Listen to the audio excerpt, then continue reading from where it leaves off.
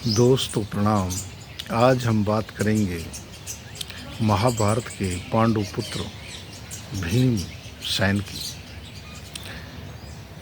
दोस्तों इस वीडियो को अंत तक देखें, चैनल को सब्सक्राइब और लाइक करें। जैसा कि हम बातें कर रहे हैं भीमसेन की, भीमसेन को अपने बल पर, अपनी शक्ति पर बहुत ही घमंड हो गया था। इस कारणवश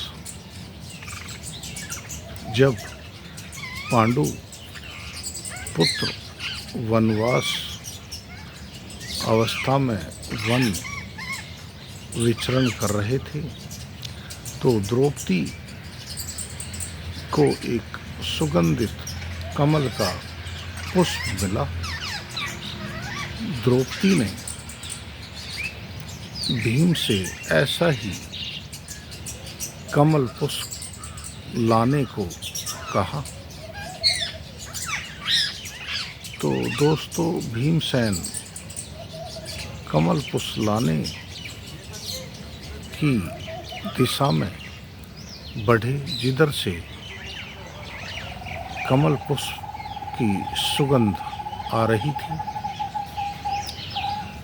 जब वो उस वन के द्वार पर भीमसेन पहुंचे तो वहां उन्होंने पाया एक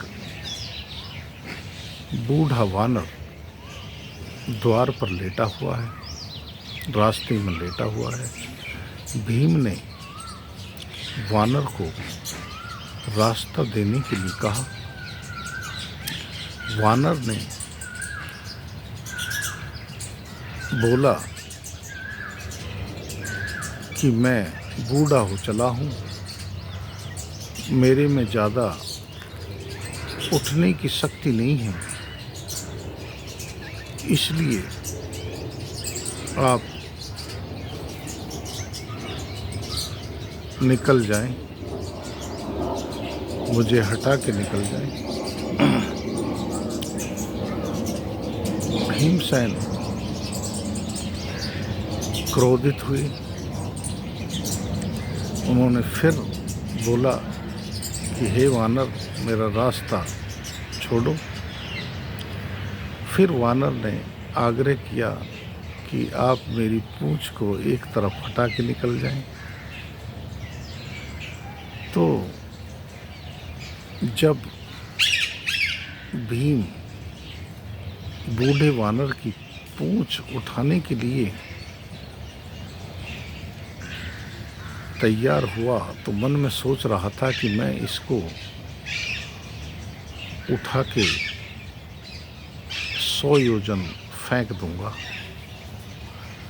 लेकिन क्या देखते हैं भीम कि उनसे उन वानर की पूंछ भी नहीं हिल रही है। दोस्तों भीम सेन और हनुमान दोनों ही भाई कहलाते हैं एक तरह से, क्योंकि हनुमान के पिता पवन थे और भीम के पिता भी पवन देवता थे। इस वजह से दोनों को भाई का दर्जा मिला हुआ है। और हनुमान इसी कारण भीम को उसके घमंड को दूर करने के लिए और महाभारत का युद्ध लड़ने के लिए भीम को और शक्ति देने के लिए प्रकट हुए थे। तो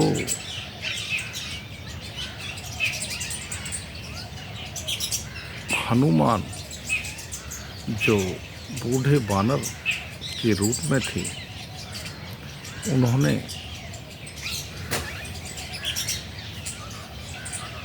जब देखा कि भीम से पूंछ हिल नहीं रही है, तो भीम को भी आभास हो गया था कि ये कोई साधारण वानर नहीं है। तो भीम हाथ जोड़ के खड़े हो जाते हैं, हे वानरराज, आप कोई साधारण वानर नहीं हैं, अपने असली रूप में आए और मुझे आशीर्वाद दें एवं क्षमा करें। भीम ने जब ऐसी इच्छा प्रकट की तो हनुमान अपने वास्तविक रूप में प्रकट हुए।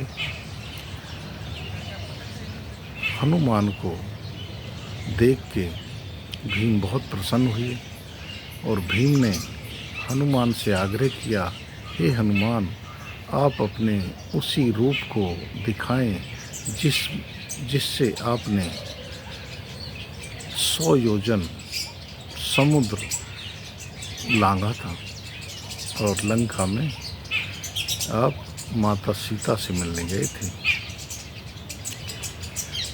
तो हनुमान ने अपना वही रूप विकसित किया, आकार दिया और हनुमान उस रूप को देख के बहुत खुश हुए और अपनी आँखों को बंद कर लिया। वो रूप, इतना विशालकाय रूप देख के हनुमान अपनी आँखों को खोल नहीं पा रहे थे। इस प्रकार हनुमान ने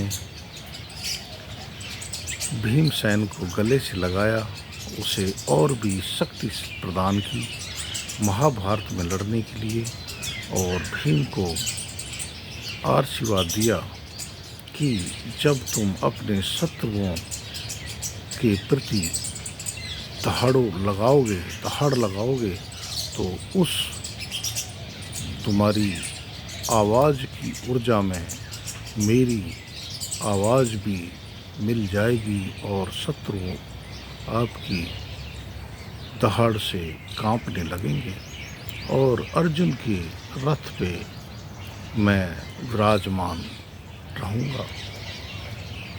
इस प्रकार